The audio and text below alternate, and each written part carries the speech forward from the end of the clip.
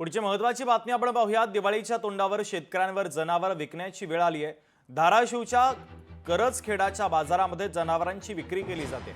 पैशांअभावी शेतकऱ्यांवर जनावर विकण्याची वेळ आली तर जनावर विकायला शेतकऱ्यांची सध्या बाजारामध्ये गर्दी पाहायला मिळते आणि जनावर विकल्यानंतर शेतकऱ्यांना अक्षरशः अश्रू अनावर होत आहेत।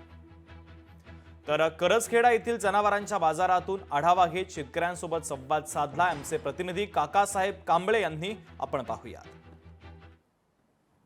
धाराशिव जिल्ह्यातील शेतकऱ्याचं अतिवृष्टीमुळे मोठं नुकसान झालंय आणि आता पशुधन विकण्याची शेतकऱ्यावर वेळ आल्याचं चित्र दिसतंय। मी आता उभा आहे या करजखेडा बाजारात, जनावरांच्या बाजारात, आणि तुम्ही पाहू शकता की जनावरांची मोठी संख्या बाजारात आहे। लोक आपले जनावर घेऊन आता विकण्यासाठी बाजारात आल्याचं चित्र दिसतंय। दिवाळी तोंडावर आहे, खर्च कसा भागवायचा असं आता शेतकरी सांगत आहेत। म्हणून आपल्या तळहातासारखं जपलेलं पशुधन आता विकण्याची वेळ शेतकऱ्यावर आली आहे। आता माझ्यासोबत शेतकरी आले आहेत।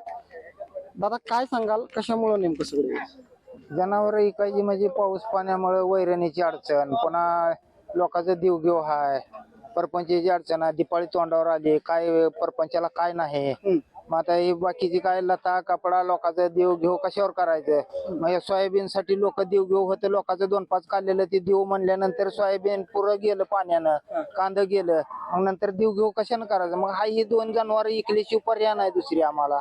त्याच्यासाठी बैल बाजारला आणली। बैल 2 आहे, ती घरी 2-3 गाय आहे, त्या बैल इकायला आणले। ते गायीसांना मार्केट नाही, 10,000ला 5,000ला गाय मागते, ती कशी इकायच्या। दुधाची जनावर आहे, ती दुधाला मार्केट नाही, मग काय करायचं। त्याच्याशी बैलाची पर्याय, मग आता बैल इकल्याची भाग नाही। किंमत म्हणजे मोरची पार्टी आता कशी मागते कशी नाही काय आता त्याच्यावर अवलंबून आहे किमतीचं। घेणारावर आहे, आम्ही इकायला आणले ती बरोबर आहे, पण मागणारा कसा मागतोय आता मोरची पार्टी कशी मागते काय आम्हाला माहिती आहे का। पण गेली सगळी पाणी लागून गेलेली आहे ती। पुन्हा जनावरला चाऱ्याची ही आहे ती 2-2 जनावर आता दिपाळी तोंडावर आलेली आहे।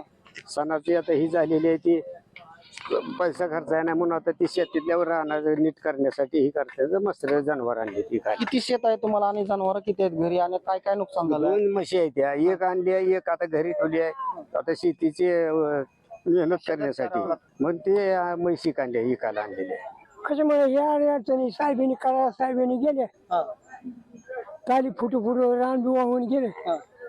ही 2 बैल आणि एक गाय घरी ठेवली, ही बैल आणली। आता हे भागवायचं कशाने, वाटरायचं, रान काढायचं, पेरायचं, एक आहे का शेतकऱ्याच्या मागे, एक आहे का थांबा।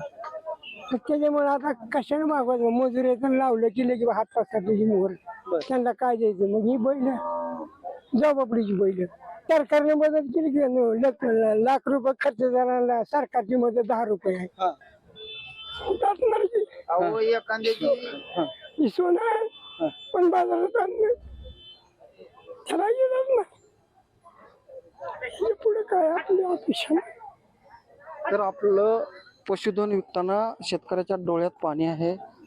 सरकारनं दिलेली मदत ही अपुरी असल्याचं आता शेतकरी सांगत आहेत। काकासाहेब कांबळे, लोकशाही मराठी, करजखेडा, धाराशिव।